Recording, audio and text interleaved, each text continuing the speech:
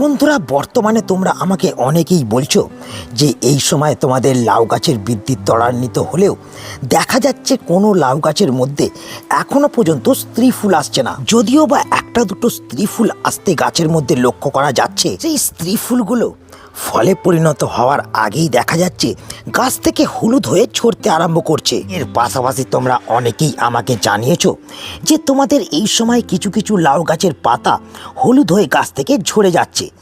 রোগা লাউ গাছগুলোকে তোমরা কিছুতেই মোটা ও বলিষ্ঠ করে তুলতে পারছো না। এর পাশাপাশি তোমরা যে বিষয়টা নিয়ে সকলেই উদ্বিগ্ন প্রকাশ করছো সেটা হচ্ছে তোমরা অনেকেই এই সময় দেখছো বারবার আবহাওয়ার পরিবর্তন হওয়ার ফলে গাছের পাতার মধ্যে বিভিন্ন ধরনের কিন্তু পোকামাকড়ের আক্রমণ হচ্ছে। আর তাই এই সময় তোমরা অনেকেই আমার কাছে জানতে চাইছো যে তোমাদের লাউ গাছের মধ্যে দ্রুত স্ত্রী ফুল আনার জন্য তোমরা এই সময় কোন কোন কাজকে করবে এবং কোন খাবারকে প্রয়োগ করবে, এবং যে সমস্ত লাউ গাছের মধ্যে একটা দুটো স্ত্রী ফুল আসছে সেই স্ত্রী ফুলগুলোকে তোমরা কিভাবে লাউ গাছ থেকে ঝরে পড়ার হাত থেকে বাঁচিয়ে এই রকম লাউয়ে পরিণত করতে পারবে, কি করে তোমাদের রোগা লাউ গাছগুলিকে দ্রুত মোটা করে তুলবে এবং গাছ থেকে সমস্ত ধরনের পোকামাকড়কে দূরে রাখবে। তো তাই আজ এই ভিডিওতে আমি এমন 4টি টিপসকে নিয়ে তোমাদের সঙ্গে আলোচনা করব, যা কিন্তু এই সময় মাত্র 7 দিনের ভেতরে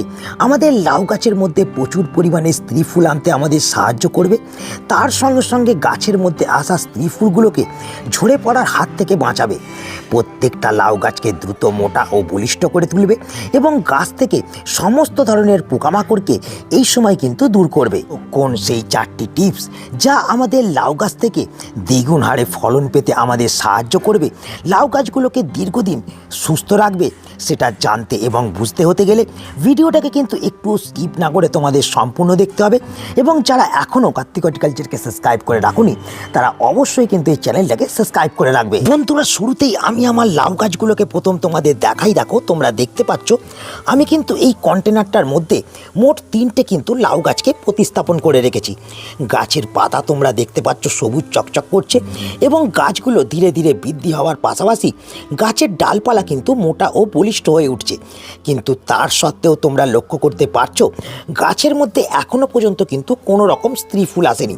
এখানেও তোমরা দেখতে পাচ্ছ আমি কিন্তু বেশ কয়েকটি লাউ গাছকে প্রতিস্থাপন করে রেখেছি। আর এই লাউ গাছগুলোর মধ্যে যতটা না পুরুষ ফুল আসছে তার বেশি কিন্তু স্ত্রী ফুল আসতে শুরু করেছে, এবং তার সঙ্গে সঙ্গে গাছের পাতার মধ্যে কোনো ধরনের পোকামাকড় বা ছত্রাকের আক্রমণ একেবারেই কিন্তু নেই। তো বন্ধুরা, তোমরাও যদি এই সময় চাও আমার লাউ গাছের মতন তোমাদের লাউ গাছেরও দ্রুত বৃদ্ধি বিকাশ হোক, গাছগুলো মোটা ও বলিষ্ঠ হয়ে উঠুক, পুরুষ ফুল আসার বদলে গাছের মধ্যে প্রচুর পরিমাণে স্ত্রী ফুল আসুক এবং সেই স্ত্রী ফুল ঝরে পড়া বন্ধ হোক এবং গাছ থেকে প্রচুর পরিমাণে লাউ ফলুক, তাহলে প্রথম যে কাজটাকে এই সময় তোমাদের প্রত্যেকটা লাউ গাছের মধ্যে করতে হবে সেটা হলো বন্ধুরা লাউ গাছের কাটাই ছাঁটাই, যা নিয়ে আমি এর আগের বেশ কয়েকটি ভিডিওতে তোমাদের সঙ্গে আলোচনা করেছি। তো বন্ধুরা, আমাদের এই লাউ গাছ এমনই একটি গাছ যে গাছ কাটাই ছাঁটাই না করলে কিন্তু কখনোই স্ত্রী ফুল আনতে পারে না। তোমরা দেখতে পাচ্ছ আমি কিন্তু আমার এই গাছগুলোকে কাটাই ছাঁটাই করেছি এবং কাটাই ছাঁটাই করার পর গাছের মধ্যে কিন্তু স্ত্রী ফুল আসছে এবং সেই স্ত্রী ফুল কিন্তু ফলেও পরিণত হচ্ছে। আর তাই তোমরা যদি তোমাদের লাউ গাছকে এই সময় কাটাই ছাঁটাইকে না করো তাহলে শীত কেটে গেলেও গাছের মধ্যে কিন্তু তোমরা স্ত্রী ফুলকে কখনোই আনতে পারবে না। তাই এক্ষেত্রে যেটা তোমাদের করতে হবে, লাউ গাছের ডগাগুলোকে তোমাদের কিন্তু এইভাবে পিঞ্চ করতে হবে, যেমন তোমরা দেখতে পাচ্ছ আমি পিঞ্চ করে দিলাম, এবং পিঞ্চ করে দেওয়ার সাথে সাথে তোমরা দেখতে পাবে যে এই কাটা অংশ থেকে আবার কিন্তু নতুন ডাল বেরোতে শুরু করবে, এবং সেই ডালগুলো যখন দেখবে 6 থেকে 7টা পাতা নিয়ে এসেছে তখন আবার সেই ডালগুলোকে তোমরা কিন্তু পিঞ্চ করে দেবে।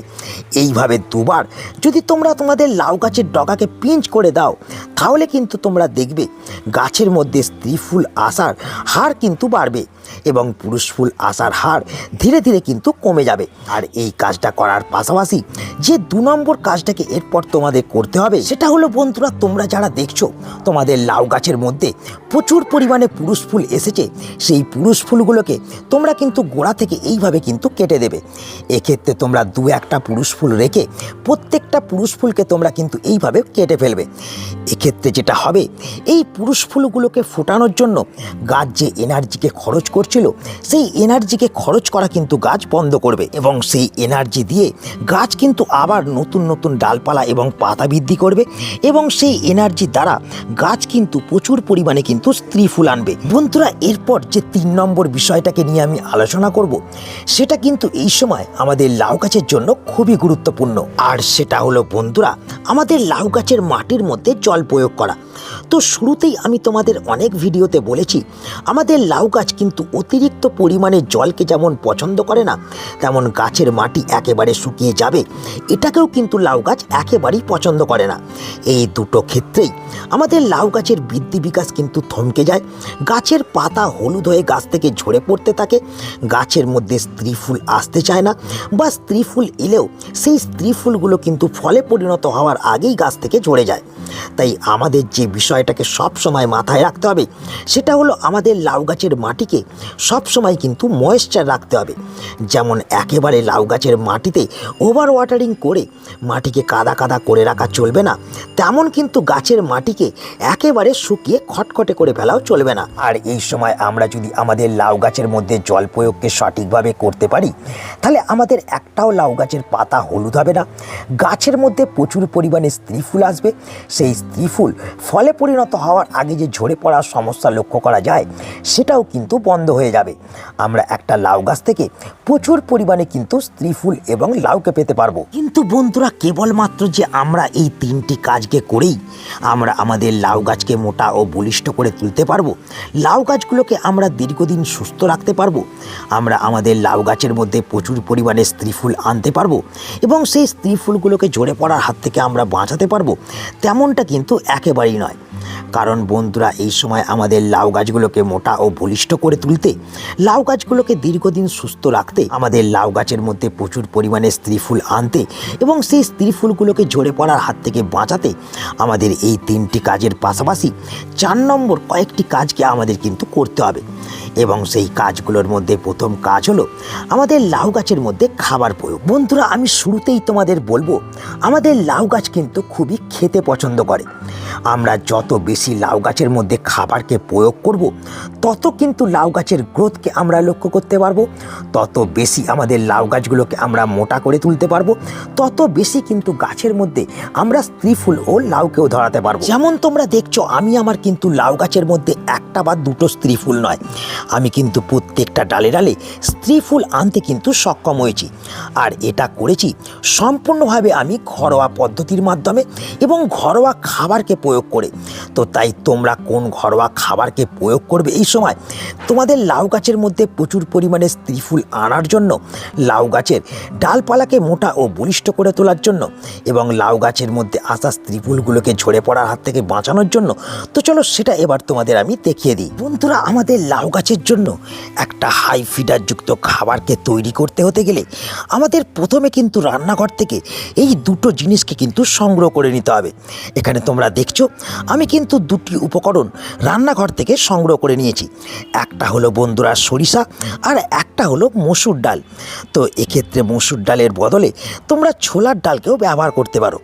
এখানে আমি 2 চামচ সরিষা এবং 2 চামচ মসুর ডালকে কিন্তু নিয়ে নিয়েছি। আর এই মসুর ডাল এবং সরিষাকে নেওয়ার পর তোমাদের যেটা করতে হবে সেটা হলো বন্ধুরা মিক্সি গ্রাইন্ডারে ডাল এবং সরিষাকে ভালো করে কিন্তু গুঁড়ো করে নিতে হবে। যেমন তোমরা দেখছো আমি গুঁড়ো করে নিয়েছি এবং এই গুঁড়ো করা 2টি উপকরণকে 1 লিটার জলের মধ্যে ভালো করে কিন্তু প্রয়োগ করে দিতে হবে। যেমন তোমরা দেখতে পাচ্ছ আমি এই 2টি উপকরণকে 1 লিটার জলের মধ্যে আমি কিন্তু প্রয়োগ করে দিলাম। এবং এই অবস্থায় আমাদের যেটা করতে হবে, এই হাই ফিডারযুক্ত খাবারটাকে তৈরি করার জন্য আমাদের কিন্তু স্থির অবস্থায় ছাওয়াযুক্ত জায়গার মধ্যে আমাদের কিন্তু রেখে দিতে হবে 24 ঘন্টা। আর 24 ঘন্টা পরেই এই দ্রবণটা একটা হাই ফিডারযুক্ত খাবারে প্রস্তুত হবে এবং এই খাবারটাকে আমরা কিন্তু আমাদের লাউ গাছের মধ্যে প্রয়োগ করতে পারবো। তো চলো তার জন্য আমরা প্রথম 24 ঘন্টা অপেক্ষা করে নিই এবং 24 ঘন্টা পর তোমাদের ফিরে এসে দেখাচ্ছি এই খাবারটাকে কতটা পরিমাণে এবং কিভাবে লাউ গাছের মধ্যে প্রয়োগ করতে হবে। বন্ধুরা, তোমরা দেখতে পাচ্ছ আমি ফিরে চলে এলাম কিন্তু 24 ঘন্টা পর এবং 24 ঘন্টার মধ্যে দেখতে পাচ্ছ এই দ্রবণটার রঙটা পুরোপুরিভাবে কিন্তু একটু হলুদ বর্ণের হয়ে গেছে এবং এই দ্রবণের মধ্যে দেওয়া সরিষার গুঁড়ো এবং ডালের গুঁড়ো নিচের দিকে কিন্তু থিতিয়ে গেছে। তো এরপর আমাদের যেটা করতে হবে, এই থিতিয়ে যাওয়া সরিষা এবং ডালের গুঁড়োকে আবার কিন্তু ভালো করে গুলিয়ে জলের সঙ্গে কিন্তু মিশিয়ে নিতে হবে। যেমন তোমরা দেখতে পাচ্ছ আমি মিশিয়ে নিলাম। তো এবার মিশিয়ে নেবার পর আমরা যেটা করব, আমরা কিন্তু এই দ্রবণটাকে আর একটা বড় পাত্রের মধ্যে কিন্তু নিয়ে নেব। এক্ষেত্রে তোমরা আগে থেকেই বড় পাত্র নিয়ে এই কাজটা কিন্তু করতে পারো এবং দ্রবণটাকে বড় পাত্রের মধ্যে দিয়ে দেওয়ার পর আমি যেটা করব, এর সঙ্গে সম পরিমাণে কিন্তু আমি জল মেশাবো।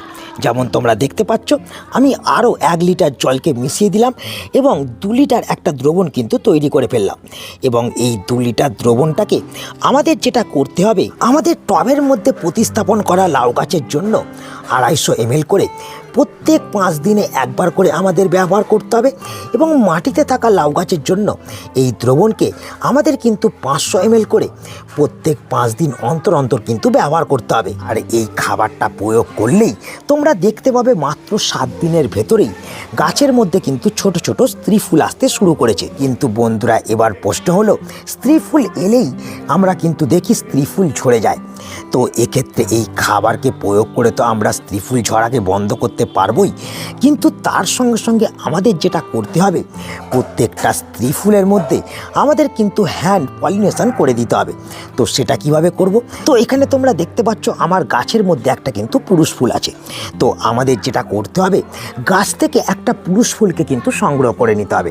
যেমন দেখতে পাচ্ছ আমি সংগ্রহ করে নিয়েছি এবং সংগ্রহ করে নেওয়ার পর সেই পুরুষ ফুলের পাপড়িগুলোকে আস্তে আস্তে কিন্তু ছিঁড়ে ফেলতে হবে এবং ভেতরে থাকা পুংকেশরটাকে আমাদের কিন্তু বের করে নিতে হবে এবং এই লাউয়ের ফুলের পুংকেশরকে আমাদের কিন্তু একটা স্ত্রী ফুলের গর্ভকেশরের সঙ্গে ভালো করে কিন্তু ঘষে দিতে হবে।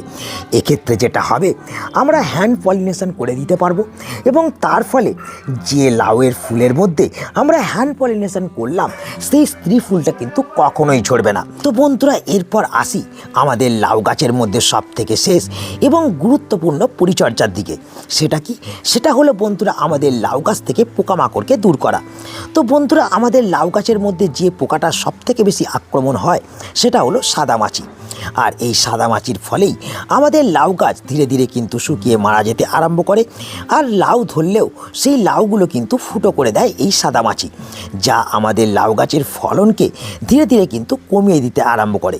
তো এক্ষেত্রেও আমরা কোনো ধরনের রাসায়নিক কীটনাশককে কিন্তু ব্যবহার করব না। এক্ষেত্রে আমরা যেটা করব, আমরা কিন্তু এই জিনিসটাকে আমাদের লাউ গাছের পাতার মধ্যে প্রত্যেক 3 দিন অন্তর অন্তর সকালবেলায় স্প্রে করব। তো এটা কি? এটা হলো বন্ধুরা আমাদের চা পাতা ভেজানো জল। আমি 1 লিটার জলের মধ্যে 1 চামচ চা পাতাকে দিয়ে 24 ঘন্টা কিন্তু ভিজিয়ে রেখেছিলাম এবং 24 ঘন্টা পর দেখতে পাচ্ছ জলের রঙটা লালচে বর্ণের হয়ে গেছে। তো অনেকে তোমরা বলতে পারো, এই চা পাতা কি পোকামাকড়কে দূর করতে পারবে?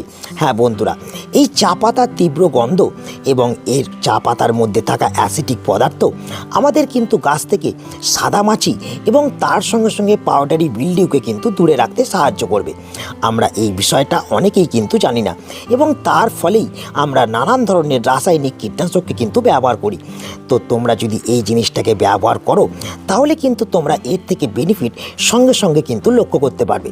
তো তোমরাও 1 লিটার জলে 1 চামচ চা পাতাকে দিয়ে 24 ঘন্টা ভিজিয়ে রাখবে। তারপর এই দ্রবণটাকে ছেঁকে একটা স্প্রেয়ার মেশিনের মধ্যে ভরে তোমরা তোমাদের লাউ গাছের পাতার মধ্যে সকালবেলায় 3 দিন অন্তর অন্তর যদি স্প্রে করতে থাকো, তাহলে কোনো ধরনের পোকা পোকামাকড় বা পাউডারি মিলডিউয়ের আক্রমণ কিন্তু তোমাদের লাউ গাছের মধ্যে হবে না।